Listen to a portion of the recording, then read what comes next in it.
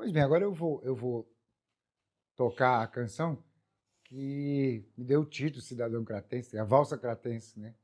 Daí eu saí, tirei aquela coisa do cratinho de açúcar, né, que eu havia falado, né? Quando, quando eu vim morar no meu cratinho de açúcar, cariri. Tirei isso aí o padre disse, não, tira o cratinho de açúcar, e eu coloquei quando teu olhar fitar as cores da Chapada do Araripe e beberes tuas águas, jamais sairás daqui. Isto aconteceu comigo, com Bastinha e Correinha também. Então ficou assim. Quando o teu olhar fitar as cores da Chapada do Araripe e beberes suas águas, jamais sairás daqui. Isto aconteceu comigo e com Bastinha e Correinha também, meu bem. Como isto nos faz bem, as canções de Abidoral, os poemas de Urano. Seu Gomes me fez enxergar as entrelinhas de uma cidade que se chama Crato. E tem muita história oculta enterrada no chão, onde foram parar os mortos lá do caldeirão. Mestre Aldeni ensina que a vida é bela. A Josene Lacerda é a dama dos versos encantados lá do meu sertão. O Padre Ágio prega a paz e o amor de Deus. Raimundo e Antônio Anissete alegra a gente, sabem o que é viver. O Crato só precisa saber que o seu passado pode um dia florescer. Meu nome é Tiago, eu sou técnico em guia de turismo, cursei no Senac, e esse curso ele me levou para outro curso, de graduação, né, Geografia, curso de Geografia, na UFRA, que eu também possuo graduação. Mas minha relação com as artes, ela vem bem antes dessas formações, dessas graduações. Eu desde pequeno, eu costumava desenhar, meu irmão também, e isso veio do meu tio, por exemplo, ele desenhava também. E eu, a partir disso, comecei a desenhar. Ao longo dos anos, eu tive grande interesse numa formação voltada para as artes, e eu ingressei no curso de artes visuais. Mas, devido a algumas dificuldades, como distância financeira, eu acabei abandonando o curso. E foi aí que eu fiz essas outras formações que eu falei posteriormente. Minha relação com o empreendedorismo criativo, ela vem quando eu fiz uma camisa pintada à mão para um amigo e presenteei ele. Ele gostou e falou que seria interessante eu comercializar esse produto. Então, a partir daí, eu vi uma oportunidade dentro do Cariri Criativo, no qual eles lançam um edital para agregar novos membros para a feira. E aí eu me inscrevi junto com uma outra amiga que também produzia pinturas à mão. Então, eu ingressei com ela dentro do Cariri Criativo. A partir desse processo de adentramento nessa cultura do empreendedorismo criativo, eu comecei a produzir tanto camisas pintadas à mão, como quadros também, como esse aqui do Salgadinho, e chaveiros e outras peças que dessem para ser produzidas artesanalmente. Eu utilizo algumas técnicas para facilitar a produção, porque eu desenho, mas ao mesmo tempo que eu desenho, eu utilizo técnicas para acelerar, como a técnica de papel carbono, que eu só transfiro o desenho para a madeira, para a camisa, e aí eu vou pintando com a tinta até chegar no produto final. Eu sou Fátima Lima Verde, sou mãe de Ana Carolina, professora aposentada e atualmente sou artesã.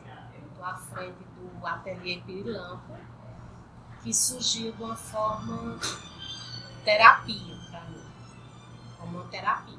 Porque quando eu me aposentei, depois de 35 anos em sala de aula, eu trabalhava nos 3 expedientes, aí eu fiquei meio desnorteada. O dia em casa, para mim, era horrível e comecei a ter um início de depressão. Às vezes eu descia para a rua só para andar, porque eu não conseguia ficar sozinha sem fazer nada em casa. Aí veio a ideia de costurar. Eu mesmo nunca costurei, mas minha mãe, minha tia, minhas avós, todas costuravam. E aí eu consegui uma máquina e comecei a fazer ajuste de roupa em casa e precisava viajar e resolvi fazer uma bolsa para viajar. E essa bolsa fez bastante sucesso e começaram as pessoas pedirem para eu fazer bolsas, para eu fazer bolsas menores, para eu fazer mochilas, e daí surgiu a ideia de criar o ateliê. Comecei a fazer as peças, comecei a oferecer aos amigos, oferecer onde eu tinha trabalhado, aos ex-colegas de trabalho. Comecei a participar de feiras, tanto aqui no Crato, como no Juazeiro, na universidade. Ele teve divulgação de nossas peças também em Fortaleza.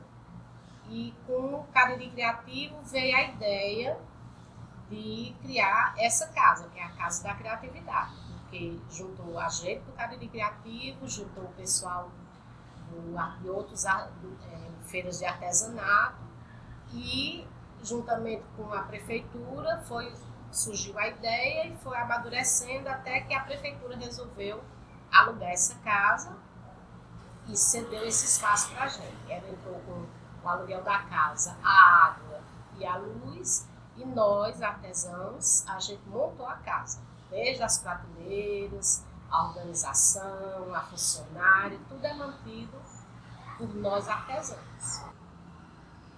Alexandre é filho de um sapateiro, filho de uma costureira, que desde de criança conviveu nesse espaço de um ateliê de costura, de um ateliê, de uma sapataria, né, de um ateliê.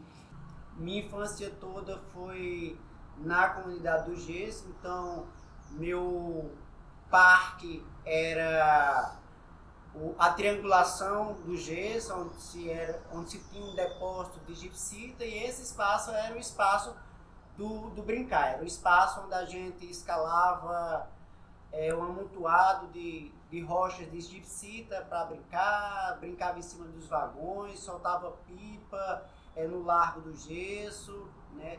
Brincava com a lama no período chuvoso, em que se misturava com o pó da gipsita. Essa minha infância, né, ela, anterior a 1995, era uma infância marcada por uma série de desafios, né? No ambiente escolar, foi um ambiente desafiador, né? Possivelmente eu sou uma pessoa que tenho TDAH, e isso, né, coloca o ambiente escolar como um ambiente de violência, né? Um ambiente onde uma série de inquietações e uma série de não fazer sentido me fazia estar na escola num ambiente de conflito, né?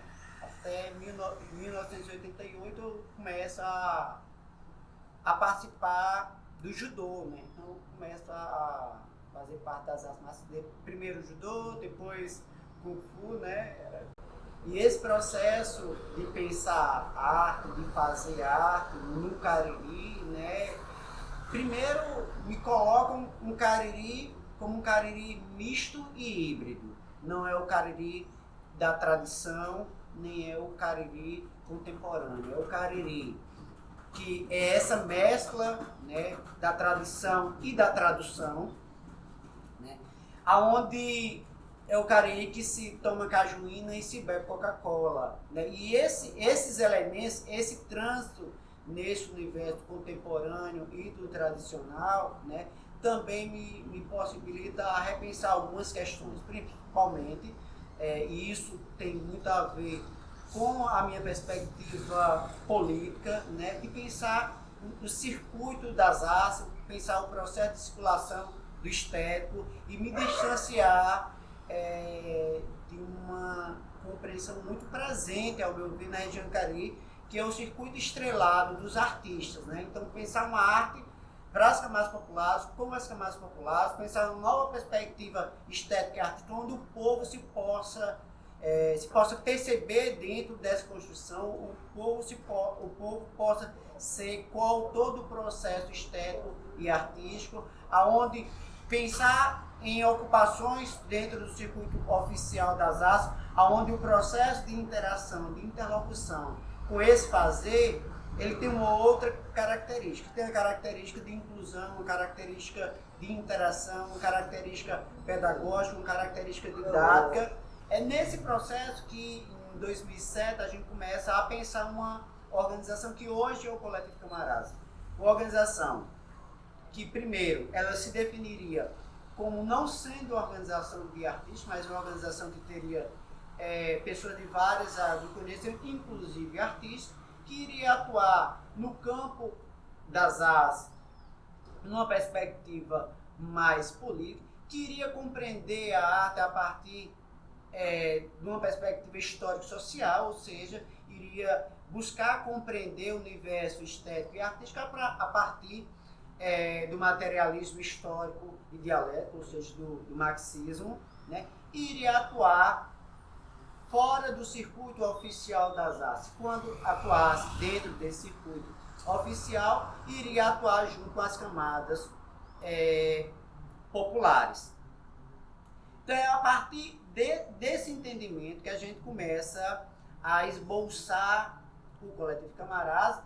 Inicialmente a gente começa a dialogar com diversas organizações nacionais, dentre elas o Centro Universitário de Cultura e Arte da UNE, o CUCA da UNE, o Fora do Eixo e a Rede Nacional de Pontos de Cultura. Então, essa nossa relação com essas organizações faz a gente repensar as nossas ações e as nossas formas de atuação a nível mais macro. Em 2013 a gente começa a ter uma atuação mais contínua na comunidade do gesso, né? Nós não somos uma organização do gesso, nós nos colocamos como uma organização que tem um diálogo nacional, né? Mas o gesso para a gente, a comunidade do gesso, do Crato, ela vai servir como um laboratório social onde nós somos cobaia do nosso discurso. Então, essa história de discutir democratização estética e artística, né, discutir uma arte com e para o povo, a gente começa a experimentar isso. Será que isso é possível? Será que isso é viável? Então, começa a ter a comunidade do gesso como esse laboratório do nosso fazer, né? A fé é o firme fundamento das coisas que se esperam e a prova das coisas que se não veem. Então a fé não se trata de coisas que nós vemos, mas de coisas que nós acreditamos.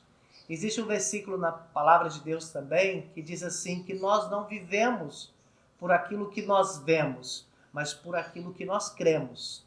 Então eu vivo por aquilo que eu creio.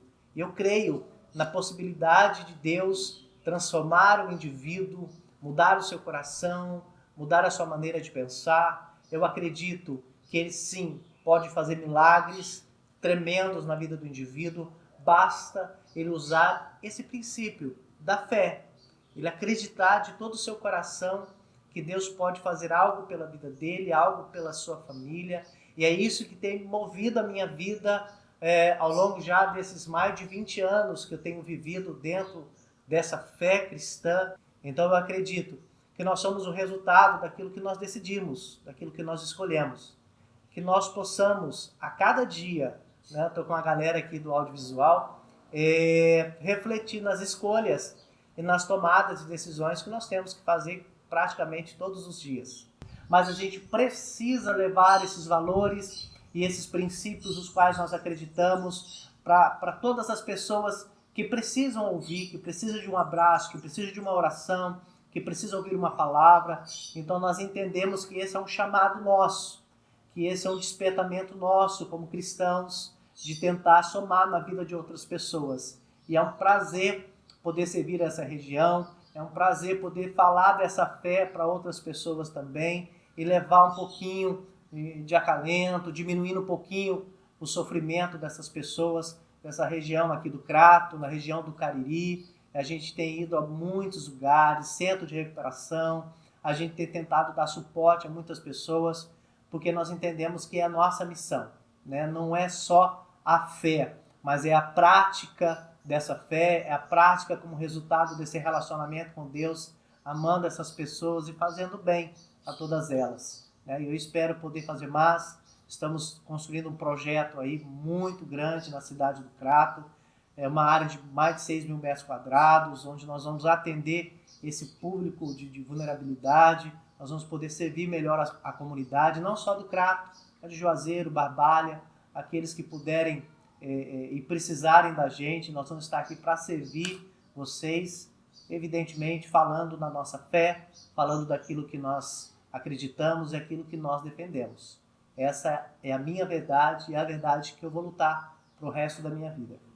Olá pessoal, eu sou Ricardo Alves e a gente nunca é só o que a gente diz ser, né? E no meu processo de identidade, de se reconhecer enquanto pessoa na sociedade, passa por eu me reconhecer nesse espaço geográfico a partir da onde eu vim e para onde eu vou. Nesse processo, eu sou filho de um pai que é do Crato e de uma mãe que era de Nova Olinda e vim a nascer em São Paulo, na cidade de Campinas. E nesse processo de construção de identidade, minha família retorna para o Crato em 1997, e nesse processo de se reconhecer, eu tinha tido acesso a uma fita do Racionais que minha tia tinha dado para meu irmão. E nesse processo da escuta da fita do Racionais, foi onde eu comecei a se imaginar no espaço e entender esse processo de ida e vinda e como eu estava nesse espaço, né? Quem sou eu e para onde eu vou e da onde eu vim.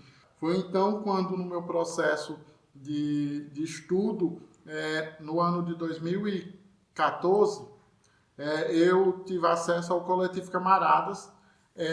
Primeiramente eu participei de uma reunião que era da UJS, estava fazendo cursinho pré-vestibular, né, no ano de 2005, e essa reunião aconteceu no CRAS. Fui para essa reunião da UJS, participei de algumas atividades e não me filiei a essa organização. Foi então quando, meses depois, eu tenho acesso novamente à pessoa do Alexandre Lucas e ele me convida para uma nova reunião. Essa reunião era uma reunião que ia acolher as pessoas, novos membros para o Coletivo Camaradas. Foi então que eu resolvi participar dessa reunião e a partir dessa reunião eu comecei a participar do Coletivo Camaradas na intenção de se aproximar do movimento hip hop, que no passado eu queria ter acesso e não tive, mas só que nesse momento existia uma nova instituição e que já trabalhava com arte, que trabalhava com um dos elementos que era, no caso, as artes visuais, o grafite, né? E eu disse, não, vou participar dessa organização para se aproximar do movimento hip hop e assim enveredar o meu caminho para que eu possa se inserir na sociedade e tentar me transformar e transformar ela de alguma forma, contribuir com esse processo. Foi então que nesse mesmo período eu entrei na faculdade de Geografia e adentrar na faculdade de Geografia foi também pensando se reconhecer no espaço, né? E a Geografia tem essa questão de discutir todo o processo da construção da sociedade, desde o processo histórico ao processo físico, bem como o processo humano de relações sociais. E eu sempre costumo dizer que a minha formação científica se dá com a minha formação social.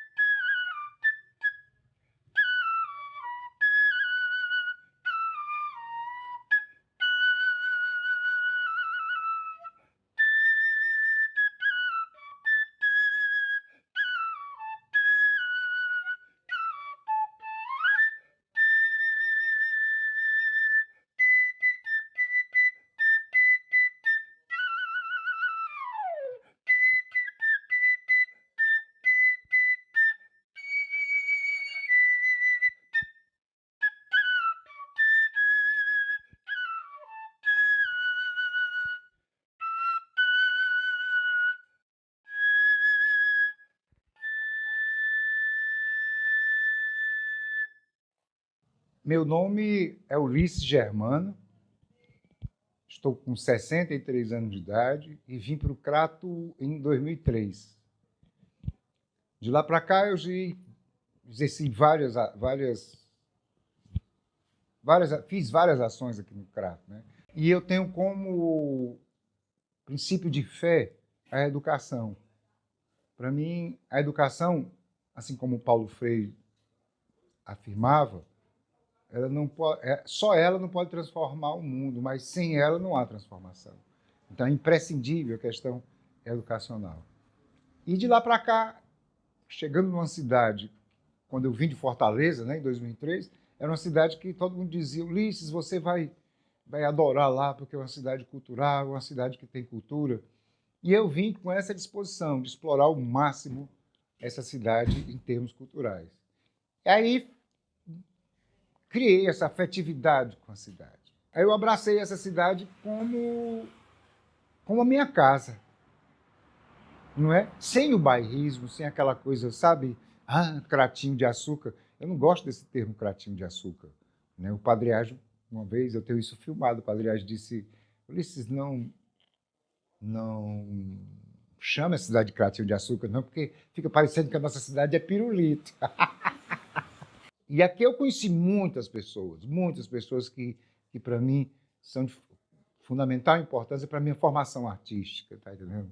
Eu posso citar algumas, eu não gosto de citar porque eu posso esquecer algumas, mas Joseni Lacerda foi uma pessoa. Pode falar, que eu já começou a fazer.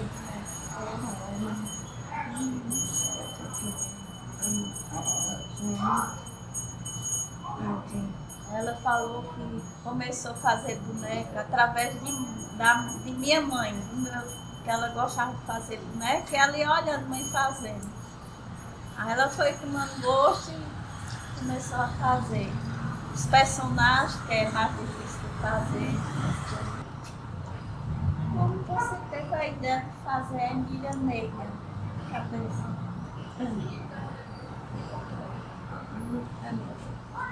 Tem que dar valor às pessoas que nascem pretas, só não discriminar.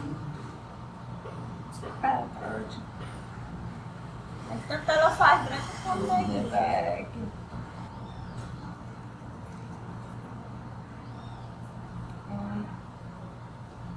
Diz que o branco e o preto são iguais, não tem diferença. Me chamo Adriano Cruz Saraiva.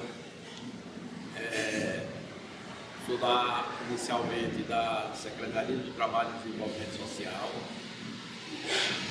hoje SPS do Estado do Ceará, graduado em Geografia, graduado em Pedagogia e outras formações, outros cursos na área de Geologia, Paleontologia. É por isso que eu estou chegando ao projeto Geopar, cheguei ao projeto Geopar. Hoje, como é o conhecido, nós temos aqui na universidade, na UCA, em alguns setores do estado de Ceará, do município, empresa privada, que é o projeto Primeiro Passo. E aí eu me encantei, aprendi, eu acho que adoecei com essa coisa que eu achei muito boa.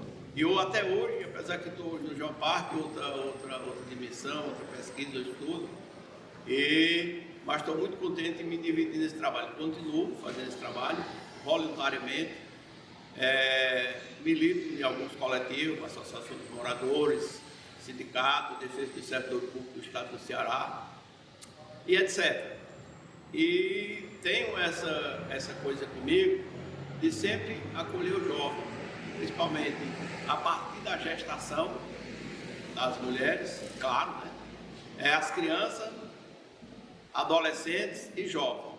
Então eu ainda continuo nessa batalha. Como eu disse, junto à associação, procurando procurar elevar o nível da coletividade, principalmente a juventude. Como a gente diz, eu acredito que é o futuro, vai ser o futuro do Brasil sempre, embora com alguma dificuldade, mas é interessante isso. E também militei, trabalhei na área da educação, na disciplina de geografia. Se não fosse o educador, professor, eu faço a diferença entre educador e professor, o Adriano Saraiva, que eu conheci também, ele disse que jamais tinha prosperado E muitos hoje, infelizmente, perderam a vida na sua juventude, na sua loucura. Mas, graças a Deus, a maioria foi encaminhada, foi orientada. E não podia deixar de dizer como exemplo também muitos hoje que estão na área militar. Eu sou um exemplo. Essa turma do bairro mascarada passa e às vezes levanta a mão, desculpa a minha emoção, e grita o nome, professor Adriano, eu não sei nem quem é, mas depois ele consegue identificar alguns e dialogar. Que apesar da idade já meio avançada e vários traumas ortopédicos, clavícula, é a parte esportiva que é uma parte desde criança, que foi outra que eu me apaixonei e até hoje ainda estou disposto a contribuir, ainda estou contribuindo.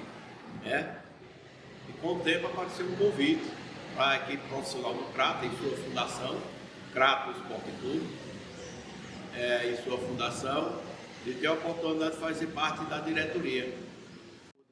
Mas sabendo que no foco também tem um trabalho de inclusão, tem um trabalho relacionado para o melhoramento da vida desses jovens, e também salientar que não só jovem masculino, mas também jovens femininos. Eu tive a oportunidade de montar um grupo de Juazeiro, tive a oportunidade de montar um grupo no Crato feminino. E eu tive a oportunidade nesse Crato de passar 13 anos, embora todo ano tenha uma parada, ou dizer assim, 13 oportunidades, coincidentemente. Então sempre com foco no futebol, mas o foco de formar um cidadão. E eu, como bom socialista, não tenho ambição de fortunas, porque o que eu tenho, procuro sempre ajudar o próximo, ser solidário, ser fraterno, ser amigo, ser ajudante. Isso eu faço permanentemente e focando a minha vida. Eu sei que estou próximo, não sei se eu falei, eu tive aqui, coincidentemente, 13 contusões mais sérias. Coincidentemente, eu fiz submeter a 13 concursos e tive a oportunidade de viajar também nesse conhecimento da história do geoparque, da geografia, da geologia. O meu grande amigo em memória, o Jacques Antero, sempre acompanhei, o professor Álamo, o professor Rogério Noronha, e isso aí. Eu acho que o importante da vida é esse prazer de viver, com certa dificuldade, mas é real, ok?